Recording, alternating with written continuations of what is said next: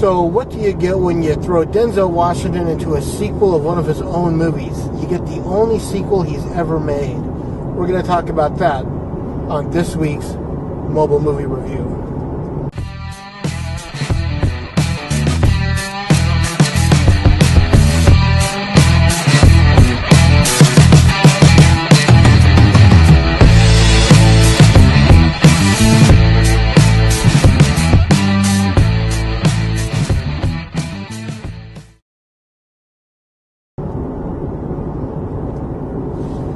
So we have a sequel to a movie that was based on a TV show, The Equalizer. I'm not quite sure what year the first one came out, but I want to say it was no more than like a couple years ago. It might have been more than that. I'm not sure. But the original Equalizer was a TV show, and then they turned it into a movie, and they put Denzil Washington into the lead role as Robert McCallum. It did so well that they did a sequel, and they actually got Denzil back. I mean, I don't know what they promised him. I see that he's a producer on the movie. He does have a producing credit. So I don't know if that was it, or if they have offered him more money, or if it was just a really good script that he liked. But yeah, so he came back for Equalizer 2, and in this one, we catch up with Robert, or Mac. A lot of people just refer to him as Mac. We catch up with him. He's living a good, quiet life. He's driving a Lyft vehicle, you know, but he's still doing his thing where he's helping out the less fortunate, the downtrodden, you know, when he can. And somewhere along the line, something happens to a friend of his that he just has to come out of retirement to help their friend out.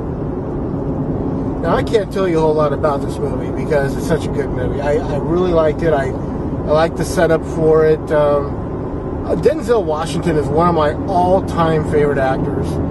I've never seen him make a bad movie. Maybe he's made a movie I don't really...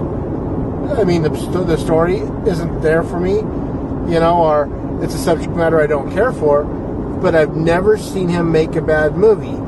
Even if the subject matter isn't what I care for, the movie's still good. That's what I'm getting at. Bone Collector, Training Day, Equalizer, The Book of Eli. I mean, the list is just as long as my arm and farther. He's been making movies since the early 80s. You know, and so to hear that he's never made a sequel was kind of mind-blowing. When I heard that, I was like, just a second.